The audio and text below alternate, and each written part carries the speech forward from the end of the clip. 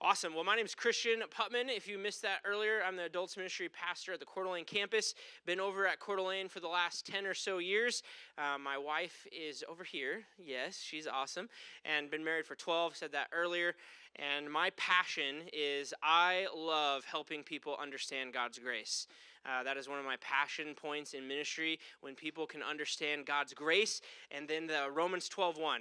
Therefore, in light of all that God has done for you, therefore give your life as a sacrifice. That is something I am passionate about, people understanding.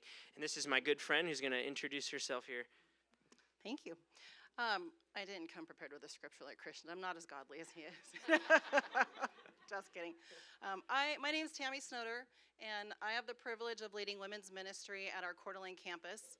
I've been with Real Life Ministries for about 18 years as a member, and was working at the Post Falls campus and hopped over to Coeur d'Alene about 9 months ago.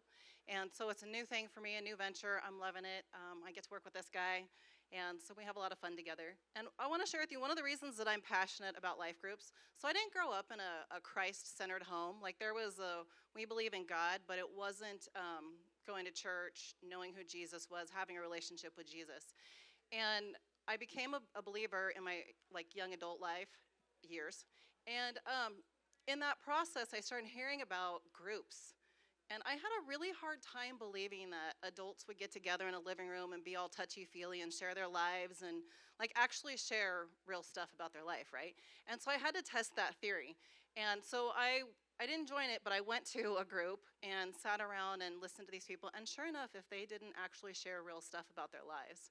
And that started my spiritual journey and just really understanding what it meant to be on a journey with God. And so since then, groups have been a passion of mine, and I just love being able to be part of teaching and leading in that. So that's why I love groups. Awesome. Well, we're going to actually, because this is supposed to be interactive, and who has had coffee this morning? Yes. Who's had 2 cups of coffee? How many do you think I've had? I've only had 1, so, if I have 2, watch out. So we're going to open it up to the tables first before we do any content, and we're asking these questions. You can hit one of these, all of these. We're going to give you probably 5 minutes or so. What makes an environment feel stable for you in your mind? What makes it feel stable? It could be a life group. It could be in any environment that you're going into. What makes that feel stable? And then, what makes it feel unstable? Have you ever been in an unstable group? Probably doesn't take you long to figure that out. And then with that, what makes an environment feel welcoming, and what makes a group not feel welcoming? So what is stable and unstable, welcoming and unwelcoming? If you forget, we have this sign that you probably can't see, but you know what? It's there. So I'm going to leave it to you to go to the tables. We're going to give you a few minutes and talk about it at your tables. What feels stable in environment, what feels unstable, what feels welcoming in environment, what feels unwelcoming. Ready, set, go.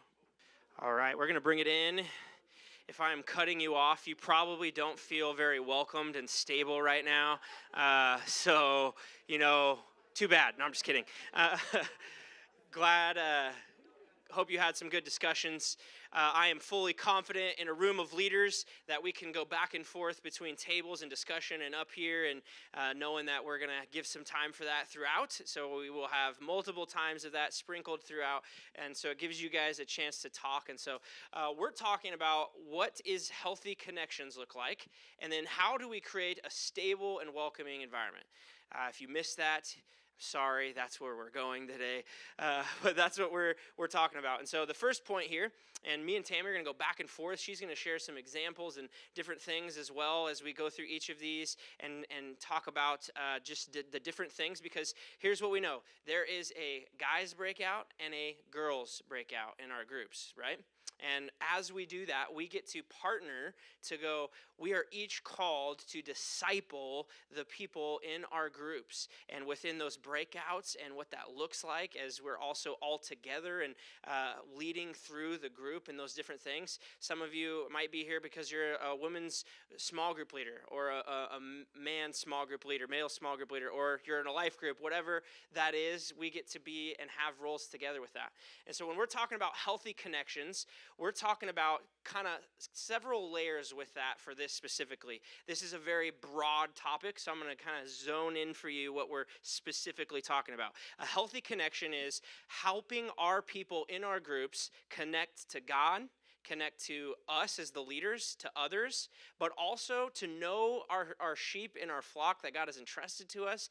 What do I need to connect them to in order for them to grow spiritually? So those are some of the things that we're going to talk about in each of these points. And so first one, I want to give an example that my group specifically has been a very challenging group. Been doing groups for many, many years, but we have tons of new believers, as I shared earlier, tons of people in our groups that don't know the Lord, or they're wrestling and they have all kinds of questions. And so we also have a very large group, probably a group that should branch, but our group is not ready for that based upon where they all are. And so we have like 15 or more people in our group, which is a very big group. And with that, I have to do a good job at connecting other people to each other. So one of the examples of how can we connect each other and different people to each other when we're doing group is I will often kind of look in the group and see different people that will connect with different people. Does anyone in here have a group that everyone connects perfectly with everyone all the time? No, I don't think so. If you do, can I come to your group, please? I'd love to come to that group. There are different people with different backgrounds, with where they are, all these different things. Not everyone has to have the same hobbies, the same interests, be where they're at spiritually.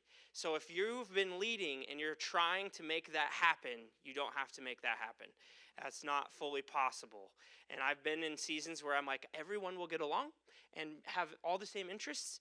That doesn't always happen. So one of the things that I've done is I've identified several people that are very similar. And I'll invite those two to coffee on purpose because I know that those two are going to connect really well.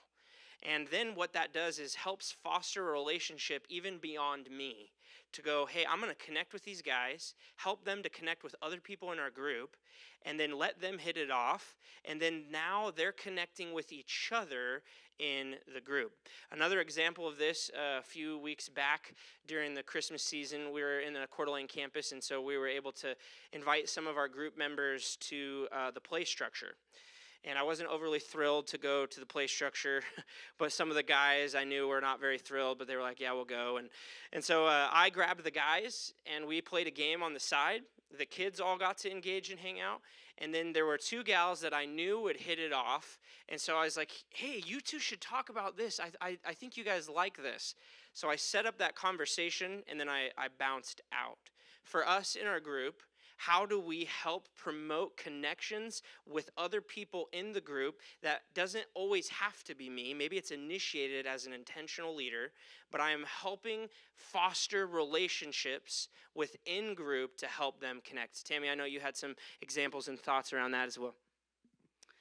Yeah, so I don't know if this has ever happened in your group, ladies, but women can be scary, right? Like, anybody else? Am I the only one that's like, I don't know if I want to walk into that room, right?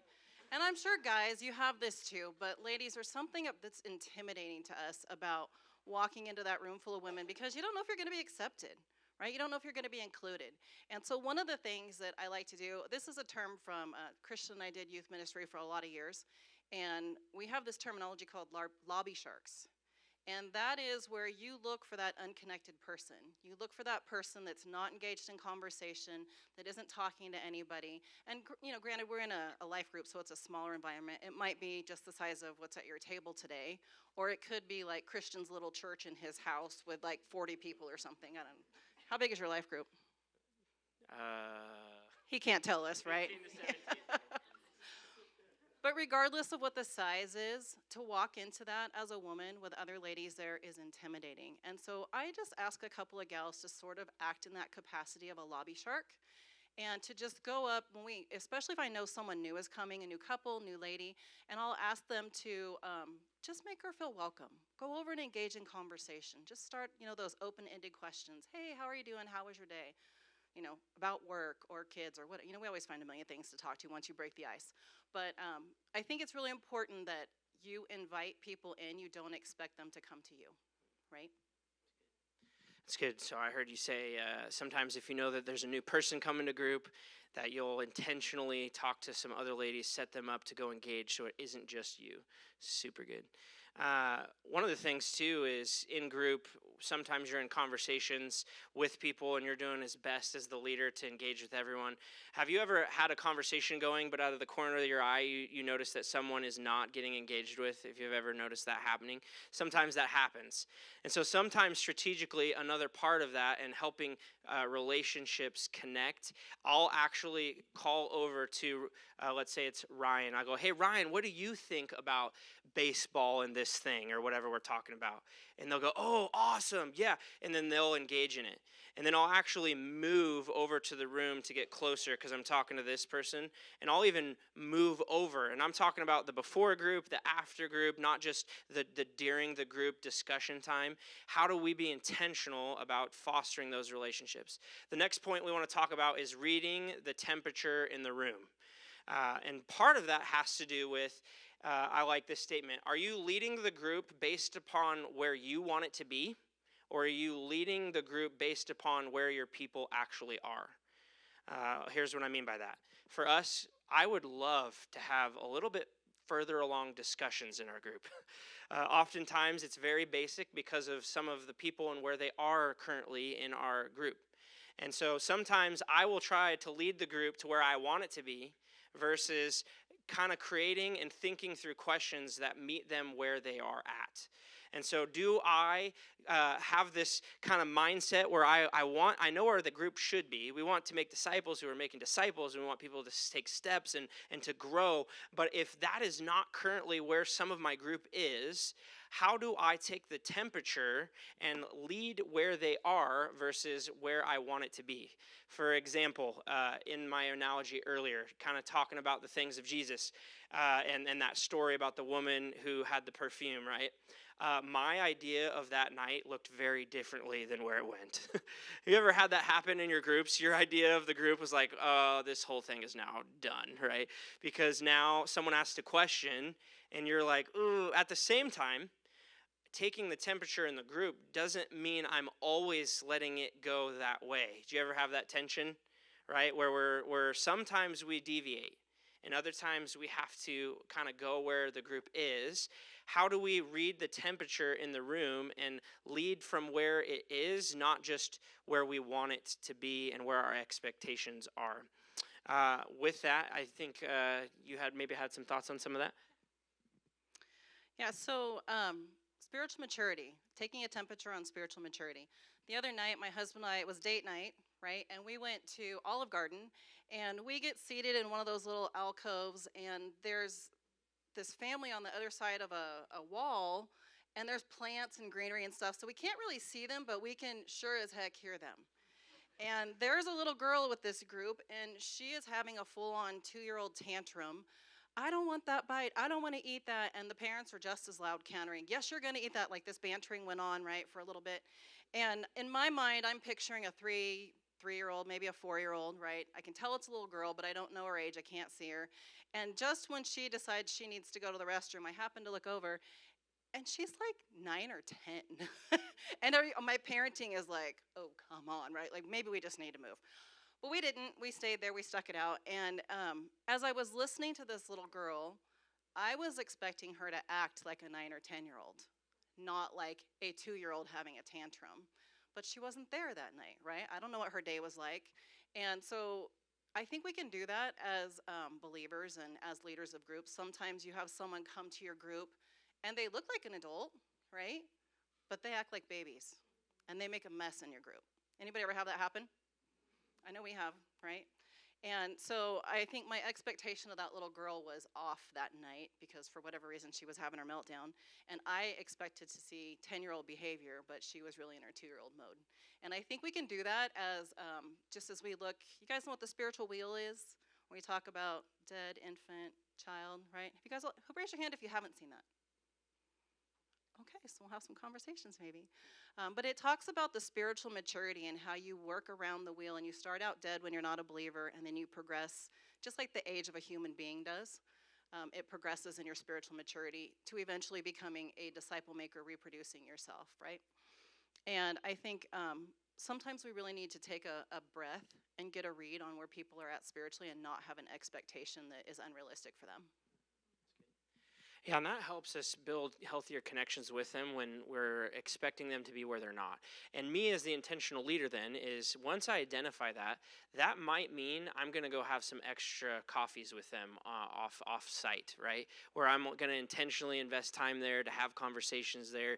That doesn't always mean that it's easy or, another example of this is if I know where someone is at, then for me to be intentional, how do I know what questions, like we talked about, but also when do I go and meet with them inside and out of group? And other breakouts are going to mention these things, and so we'll dig practically into more of those things. But another part of this is also knowing where our people are and what else they might need connected to. Doesn't have to be our group. And so for us, maybe there is a different class that we know is happening in the church. Maybe we know enough of what's going on that once we're in it with our people and we're having a conversation, and maybe that might mean sometimes that I go with them depending where they are. Now, sometimes we're busy. Anyone else busy? Right? We all have lives and things, and that doesn't always mean I go with, but how do I help them connect healthily to not only myself to make that time, but people in the group to each other, and then also to connect them to other areas that they might need. So they might be going something as you're in doing life with them, and you find out, man, they really need some stuff in recovery ministry. Or, hey, they really need some stuff about understanding some more biblical truths here. And how do we collectively work with what else is going on in our church? And that means utilizing our coaches, utilizing the system of pastors and resources, and somewhat knowing some of these things when we talk about connections and connecting them to others. I know you had an example of connecting to some things outside of group. So within a group setting, being vulnerable is one of my personal challenges. And so I'm going to be vulnerable with you right now and share an embarrassing moment. So we had group going, and we had a gal that was new, and she came in, and we're chatting, things are going fine. And then she asked me, well, what's going on at Real Life? Like, what else could I join? And I was like the deer in the headlights. I hadn't been to a women's event in a little bit.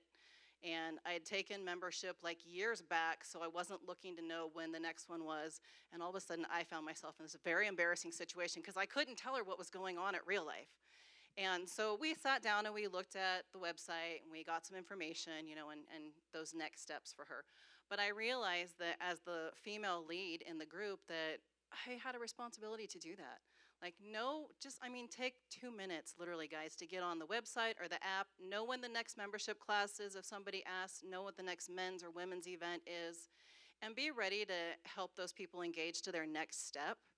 Sometimes it's connecting within our group to each other, and sometimes it is connecting to that next step, a new environment at church. Maybe somebody's looking to get involved in men's ministry or women's ministry, and be ready to answer that. Don't have an embarrassing moment like I had. Have you ever had an embarrassing moment in group before? I have them all the time.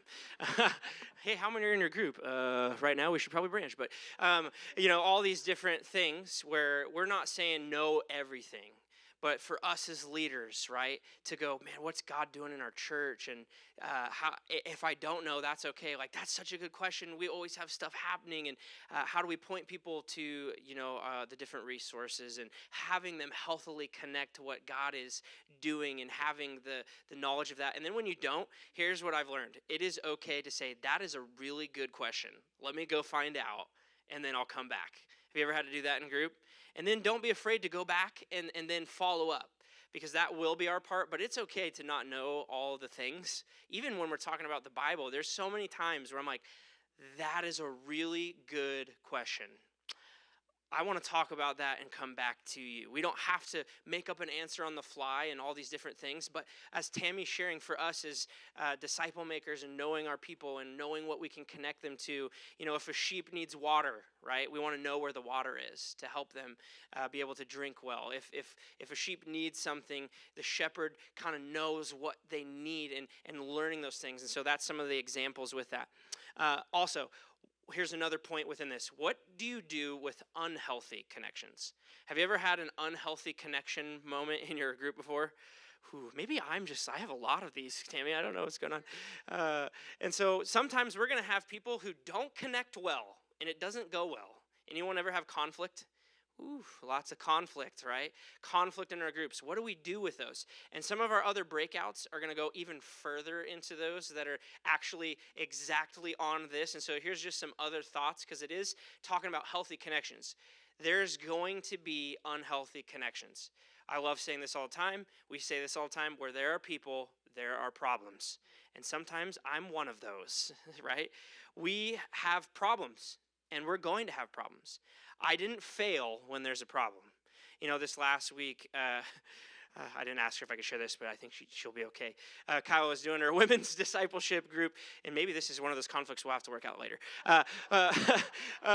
She was in her women's discipleship group, and she was doing some questions. Sometimes we do our prayer requests. Sometimes we do a whole group separate as a part of that, as we do frequently. And she started doing questions, and one of the gals is like, why are we doing this? I don't want to do those questions. And she was like, well, this is what we do as a church. And she's like, that's stupid. In the middle of group, right? Sometimes we're going to have unhealthy connections, both with you to them, with other members. It's okay. She did such a good job. She visioned our church. And then she said, hey, let's talk about this afterwards. So one of the gals was like, how come we do breakouts and I want to be with my husband the whole time? And she did this so well. She visioned this, and she's like, this is what we do. We're going to have more conversation. Let's talk afterwards. There's going to be people that question us. There's going to be people that don't understand what we're doing. That does not make us failures. That makes us disciple makers. Do you know how many times Jesus went to his disciples when they couldn't handle something? And he said, how long do I have to deal with you people? Do you ever feel that in a group sometimes? You're like, how long do I have to do this? And I was one of those, you guys. When we identify those, know that it's okay to ask your coach. Know that it's okay to go, hey, let's talk afterwards. Don't let the devil in to go, you're a failure. You didn't do that well. You're a bad leader. We're going to have unhealthy connections, and we can talk about some more of that here in a minute, but I know you had some potential thoughts on that. Yeah, so I want to share an unhealthy connection my husband and I found ourselves dealing with.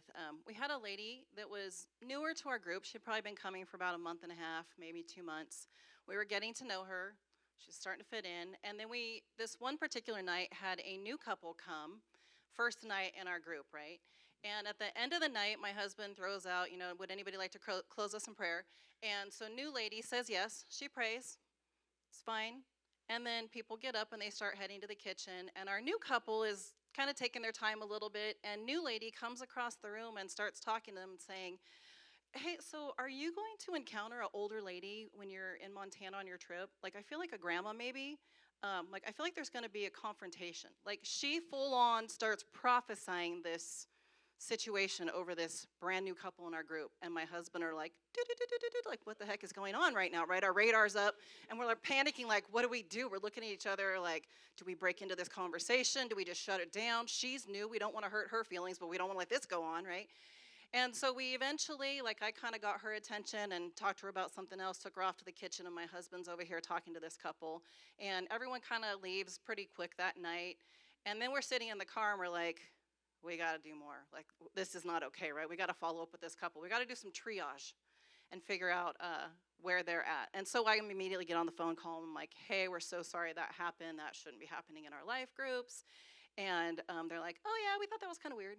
Like, they just let it roll off of them. And fortunately, I knew them from youth ministry, so I had some relationship with them. But it was super awkward. And then not only did we have to do triage with our new couple, we had Miss Prophecy to deal with, right? And so we had to have some conversations with her. We directed her back to our doctrinal statement and kind of talked about what group is for, the purpose, what's not going to happen in group, and had to deal with that as well. And so sometimes it's really obvious, the unhealthy connection, and sometimes it's really not. And I think of another example of it really not being being unhealthy. Like Jenna was talking about in our large group session, crock talk. Anybody ever experienced crock talk in your group? Yeah, I know y'all have. You're lying if you haven't.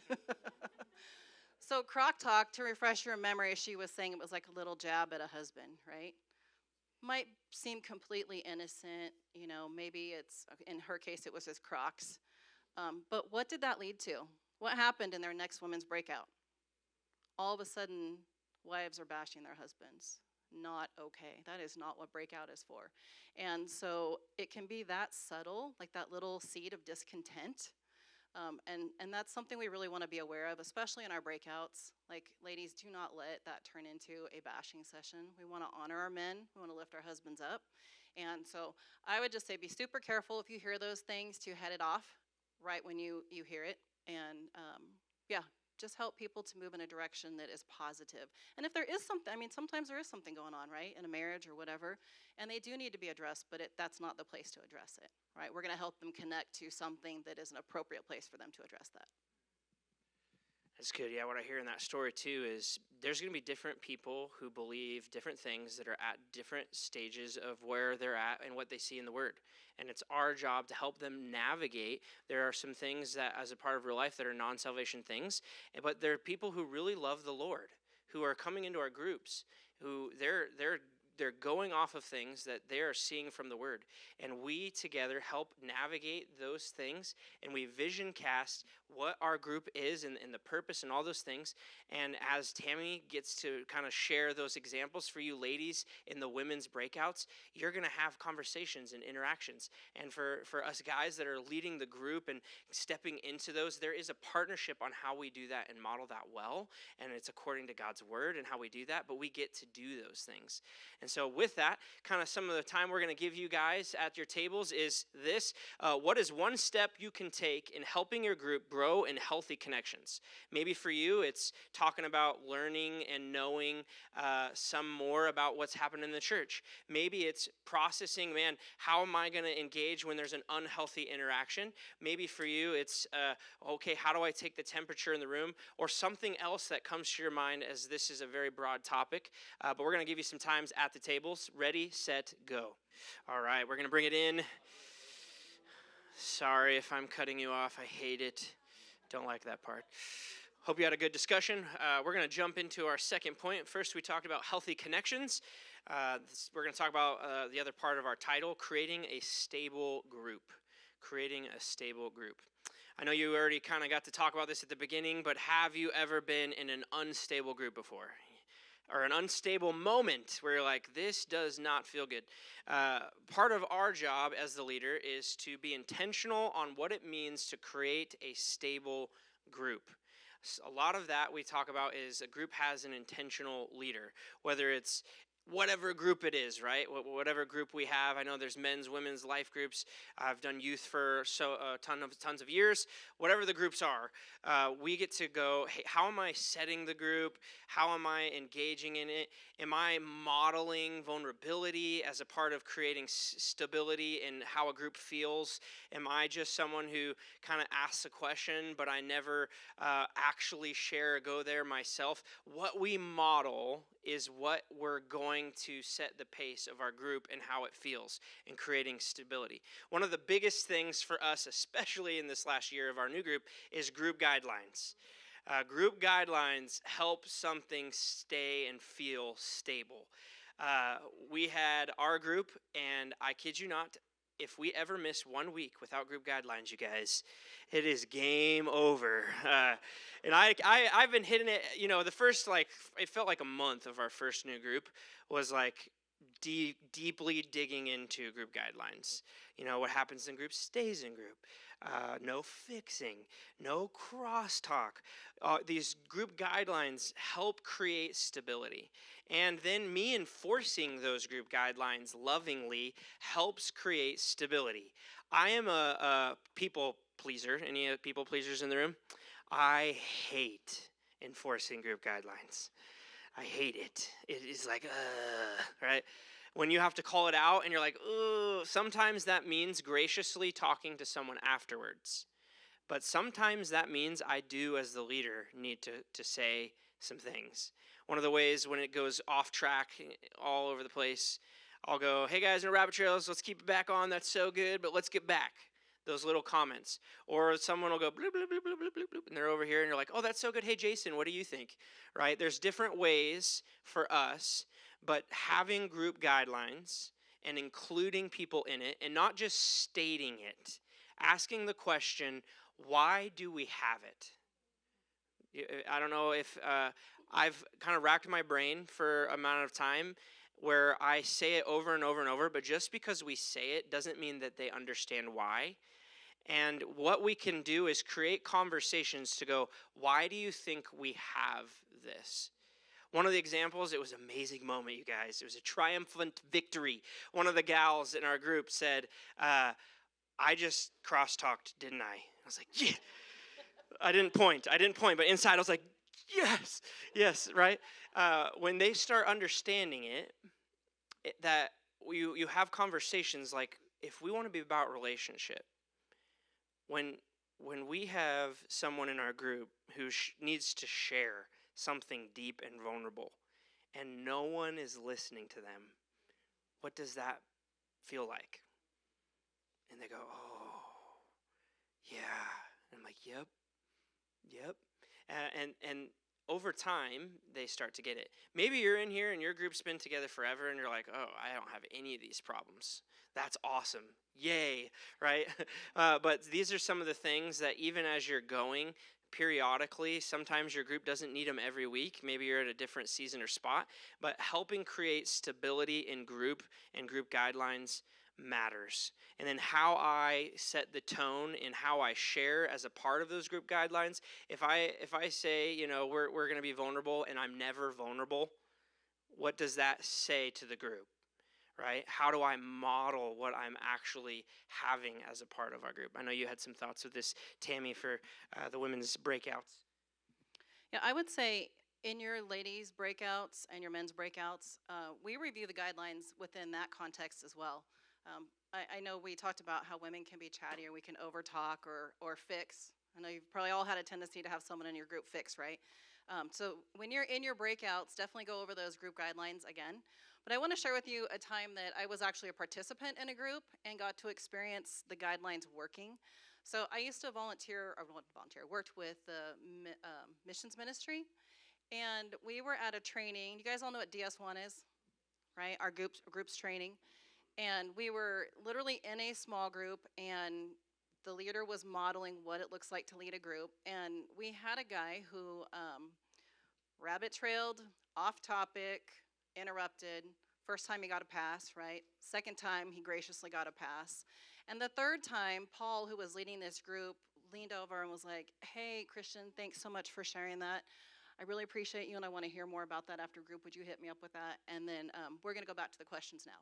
Just that gently and quickly redirected, but make sure you do come see me after because I really want to hear about that. Affirmed Christian, right, and what he was trying to rabbit trail on, but brought the group back to the center. And you know what? I didn't even realize that I was like kind of feeling this tension of like, what is that guy doing? Why doesn't he stay on track? And I wanted to say something, but it wasn't my place, right?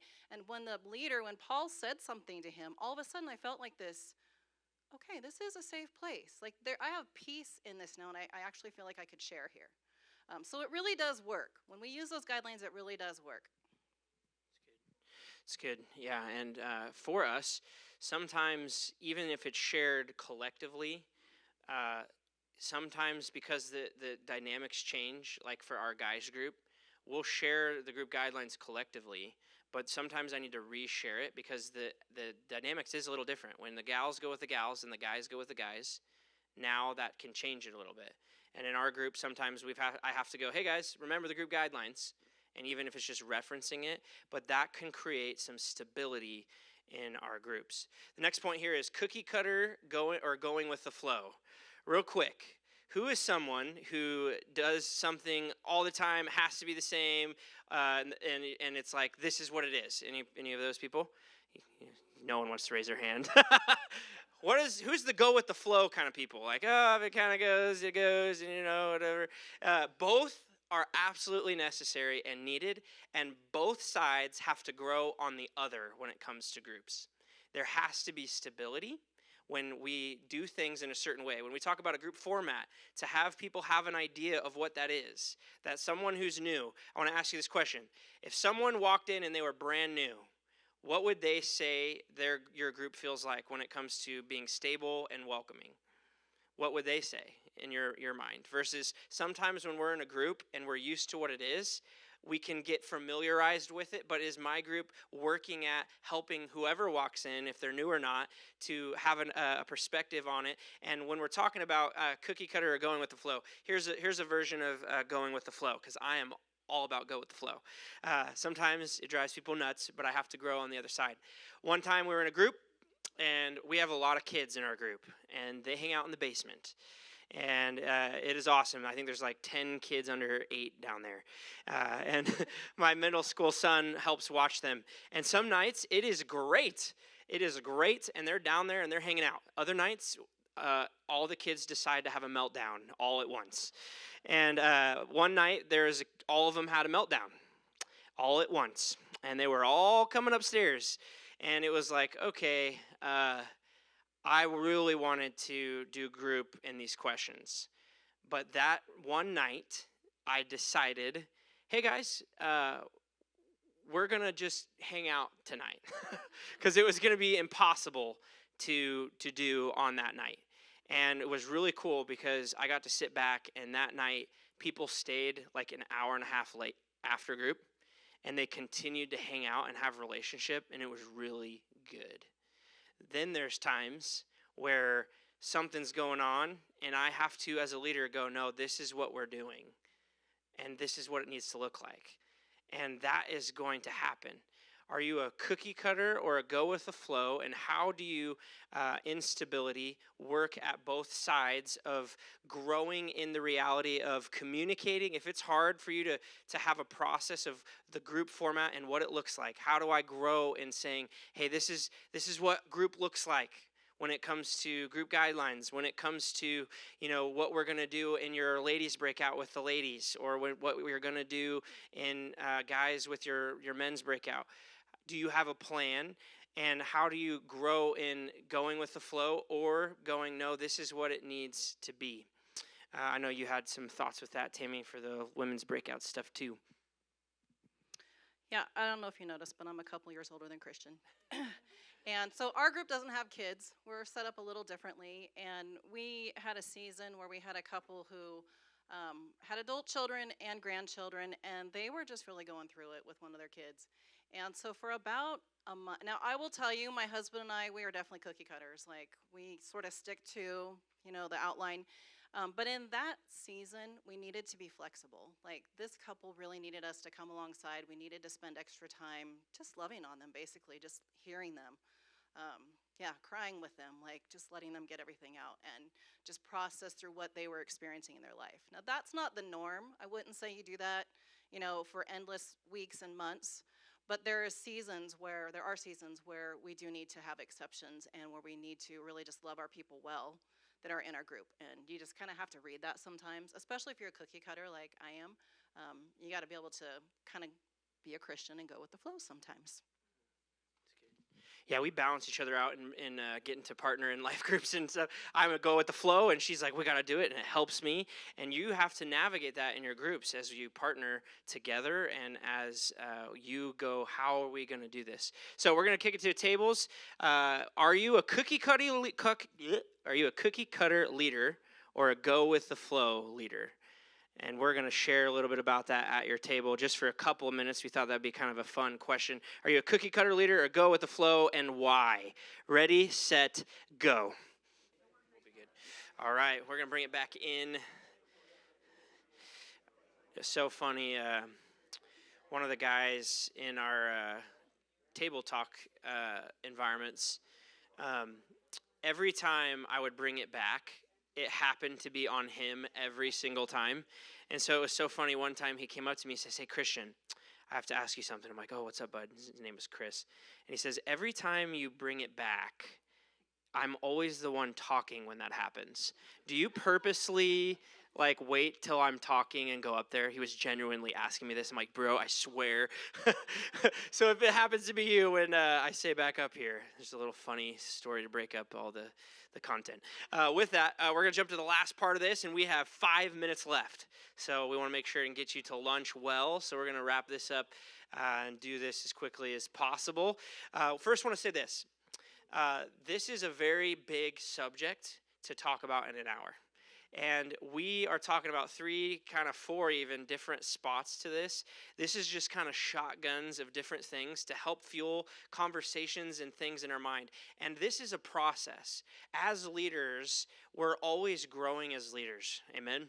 I'm very glad for that. Jesus called fishermen and tax collectors, and all of us are at different layers and different spots in our personal journeys of leadership. Also, in where we're walking with God. So people are going to be at different places. Would you agree? And this is a process. That's okay. Thank the Lord that God steps into the middle of our process. And hopefully these are just some practical, quick things to fuel conversations for you. But we also need to know that every group is going to be in a different place. And wins, as I shared in the main session, we get to plant and we get to water. But it is God who brings the growth. Have you ever been in a season in groups where you're like, I am just doing stuff and I don't see any fruit, if we're being completely honest? You ever been in those seasons? That is okay. I love quoting this part of Scripture. When God said to Jeremiah, go speak to a people that not one of them is going to listen to you. Imagine getting that job, right? Not one person is going to listen to you. Whew. Sometimes we're going to be in seasons of leading groups that it seems like no one is hearing. It seems like no growth is happening, but we're not doing it for that. We're doing it because of what God has done for us, loving the unlovable. Because if we're being honest, who's been unlovable before? All of us. If we're being honest, how many of us have made messes and people had to step in or God had to step in? And regardless if your group is in a different season of spiritual maturity or longer in the journey of together, that is okay. And some of these discussions might be a little different. We're talking about some of the roadblocks. Remember, this is about roadblocks. So we're talking about the roadblocks that we can face. Maybe you have less of those. That's a win. Continue on in that journey. So we're going to talk about final thing here, welcoming and engaging group and what it looks like. First off, first impressions matter. Have you ever had a first impression and that was hard to break past before? Have you ever made a bad impression? You're like, ooh. There was time where I was hooking up a group to get with their leader. They saw each other in the lobby, and I handed it off. And then I called that person later, and they were like, hey, when I got engaged with them, they didn't smile, or they didn't, they had to go really fast. So therefore, I think I want a different group. Now, if I'm being completely honest, I've done that before, right? But first impressions of people who we engage with matters. Am I like looking them in the eye? I'm so glad to see you. Oh, I'm so glad you're here. And when someone new comes in, or when we interact with our people, do we want to welcome them well? And even if it's to someone who's been around forever. And sometimes here's what this also means. We all have people that we can connect with at any time, all the time, people who want to connect with us all the time. Sometimes I have to grow to say, hey, we can connect anytime. I got to make sure and engage with this newer person. Or I got to make sure I'm connecting with this person more. And it looks like having a discussion with the people that we're very connected to so that the people who are not yet fully connected feel engaged with, and how we can also help that process happen by including other people in our group. We're talking about discipleship. So how do I have conversations with the people who are taking steps and are kind of learning and growing and saying, hey, would you go welcome them? Here's why I welcomed you. Do you remember when I did this with you? And they're like, oh, yeah, I thought you were just doing that. It's like, no, I did that on purpose. So having discussions, and that's a part of it. I know, Tammy, you had a couple thoughts on some of that as well. Yeah, I jumped into one of the tables back there when we were talking about a welcoming and unwelcoming environment. And I don't know about you guys, but I'm hypersensitive to smell. And if I walk into a living room and like I smell your work boots that you were wearing all day long, and they're just like right by the, their funky boot smell, immediately I'm like, and it doesn't feel welcoming to me, right? Like that's just one of my things. Other people have like sometimes it's a visual thing of like what the environment looks like, what they hear, but those things matter. Like our senses, we have them for a reason. God gave them to us for a reason, and we as the leaders have a responsibility to make just a welcoming environment. Now, I'm not saying you have to go run to Hobby Lobby and spend $1,000 on decorations or anything. That's not the case, but just to make it welcoming, right? I want to tell you. So this week I got my teeth cleaned. And my the receptionist in my dentist office, she in her confirmation of my appointment said, "Hey, can I talk to you after your appointment?" Sure. A little weird, right? I'm thinking it's an insurance thing. No, it's not an insurance thing. She's been a believer for a long time. She goes to a church here in the area. I'm not going to throw them under the bus. They're a good church. But she asked me if there's any place she can get connected as a woman in our church. And she's not even a member of our church. She goes to another church and she feels so unwelcomed in the lobby of her church that she's seeking to go elsewhere. Guys, we don't want that to be us, right? We want to be that welcoming presence. We want to be that inviting presence. I also want to share with you another story that I just heard this week also. So this gal, she gave me permission to share this story. Her dad's one of our pastors here. And she said sometimes people can perceive that as a PK kid, you're connected, you know people, there's people checking on you. And she was in a season where that really wasn't happening, and she was having a hard time engaging. And she ended up in a group which happened to be Christian and Kyla's group. And she went one time, and then the next week she didn't go. And she said, I kind of had to test it. I waited to see what would happen. And do you want to know that every woman in that group called her and told her that they were missing her and they would love to have her come back? And she's like, wow, she was really impressed with that, right? But it wouldn't happen 2 weeks in a row. So she got her wisdom teeth taken out, so she missed the second week in a row. And sure enough, all those ladies reached out to her again. Calls, texts, and she was absolutely floored that they would go to that extent to pursue her. That matters, guys. Like, those are the things. They're tiny. It just takes a few seconds, but it matters so much to the person receiving it. So when we talk about a welcoming, stable environment, those are the things that I think about. It's good. As we come to a close, I had no idea that happened. So sometimes we're going to do stuff and we're not even going to know. Sometimes, people that we know have been around forever in our groups, it's still, they love getting calls and checked on. And sometimes we're going to drop the ball on that. And even within all of leadership to go, hey guys, I dropped the ball, would you forgive me? And am I modeling that? And so these are a bunch of just little things that, examples, as Tammy shared things, for you ladies in your women's breakouts, what does that look like? How do I do that? Kyla, thankfully, is the one that sets the environment in our house because I would do that very poorly. So she puts out stuff and does stuff, and I sometimes am like, that seems like overkill, but then everyone loves it, and so how do we do that? And sometimes how we set the environment and all these things, we get to partner and do this together. And maybe you're, whatever group you're in, for guys, if you're a guys small group leader, if girls, it's just your girls small group or life group, all of these things. Hopefully this created some areas of thought as you continue to think about this. There'll be other breakouts that go into some of these things as well. And so I'm going to pray real quick, and then I'm going to give us some direction on where to go from here. God, thank you that we get to be here. God, thank you that you have called us to be disciple makers. God, that we get to be a part of this together collectively. And as we think about all campuses are in this room, how amazing is that? God, that we get to be a church that models what you said, that the world is going to know us by how we love each other. And we get to do this in our communities and at our different campuses. And God, you're on the move. We get to partner with you. God, we're going to make messes and mistakes, and we're going to be a part of causing issues or having to deal with things. God, thank you that you promise that you're going to be doing it with us and that we can lean on you. Thank you for our church and God, each of the staff members at all the campuses and all the coaches involved. God, we get to do this together with each other. God, we love you. We praise you in your name. Amen.